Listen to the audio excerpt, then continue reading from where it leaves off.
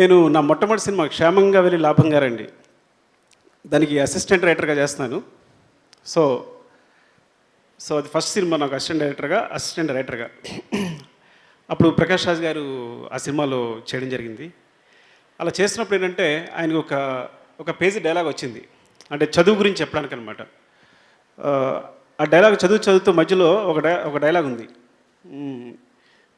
ఈ రెండు వేళ్ల మధ్య ఎంతో దూరం లేదు, కానీ ఈ రెండు కలవాలంటే చదువు కావాలి అని.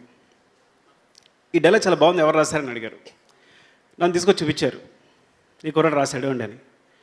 చాలా బాగా రాసావు అని అక్కడ కూర్చొని నాతో మాట్లాడడం మొదలుపెట్టారు. అక్కడ నుంచి అన్ని విషయాలు చెప్పడం, నువ్వేం రాసావు, ఇదివరకు ఏం రాసావు, పోయిట్ రాసావు, అది రాసావా అని ప్రతిదీ నన్ను అడుక్కోవడం, కనుక్కోవడం. సో అక్కడే తెలిసిపోతుంది, అంటే వాళ్ళు మాట్లాడినప్పుడు అంటే ఒక చిన్న విషయాన్ని పట్టుకుని ఎవరైనా ఉంటే కనుక తీసుకొచ్చి వాళ్ళని అప్రిషియేట్ చేయడం కానీ అదంతా. సో అక్కడి నుంచి నాకు ఫస్ట్ నా మొట్టమొదటి ప్రశంస కాబట్టి నా మొదటి ఇంటర్వ్యూలో కూడా ఆ విషయం చెప్పాను. నేను ఇలా ప్రకాష్ గారు అని పొగిడారు అని చెప్పాను. తర్వాత ఏంటంటే జగడం సినిమాలో ఆయనతో వర్క్ చేశాను నేను. 2 డేసే.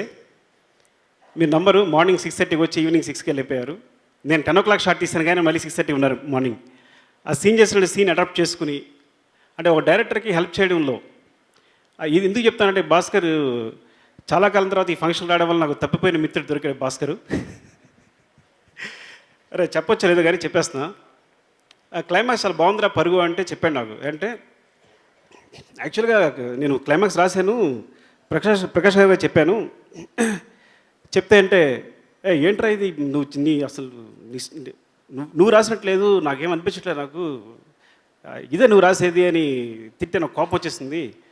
సో అక్కడక్కడ నేను మళ్ళీ ఒక జస్ట్ 1 hour, నాకు 1 hour టైం ఇవ్వండి సార్ అని కూర్చొని రాశాను, చాలా బాగా వచ్చింది ఎప్పుడు అని.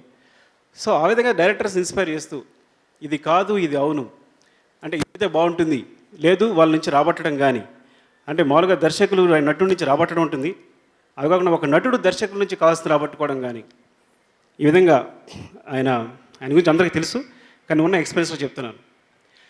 సో మీకు అంటే ఇంత గొప్ప నటుడు, ఇంత అందరి చేత ఇంత రెస్పెక్ట్ పొందిన నటుడు ఒక సినిమా చేస్తున్నాడంటే ఆయన, అంటే ముందు దర్శకుడిగా ఎవరైనా సరే నేను ఫస్ట్ ఆఫ్ ఆల్ ఒక సినిమా ఎలా ఉందని అడిగితే నేను బాగాలేదని చెప్పలేను. నేను అసలు అంటే బాగుందనే చెప్తాను. ఎందుకు చెప్తాను అంటే అసలు అన్నిటికన్నా డైరెక్షన్ చేయడం చాలా పెద్ద విషయం అనిపిస్తుంది నాకు. ఎందుకంటే ఎంతో కష్టపడి ఇదంతా చేసి అంటే ఆయన ఇన్ని పనులు చేస్తూ కూడా ఈ పని కూడా చేస్తూ కూడా ఇంత బహుముఖ ప్రజ్ఞాశాలి. ఆయన ఒకసారి కలిసి మాట్లాడితే 1 hour గోవాలో కూర్చొని మాట్లాడాను.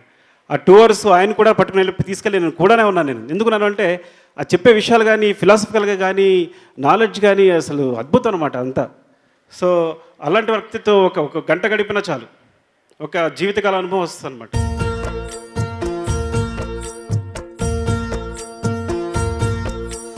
ఏవేవో చూస్తూనే ఉంటాం. జంగయ్య గారు దాని బాగానే చేస్తున్నారే, మంచి మనసే. ఏమేమో మాట్లాడుతుంటాం, పనికొచ్చే విషయం తప్ప. చెవులారా మనసారా మన ఊరి రామాయణం, ఇది మనలోని రామాయణం.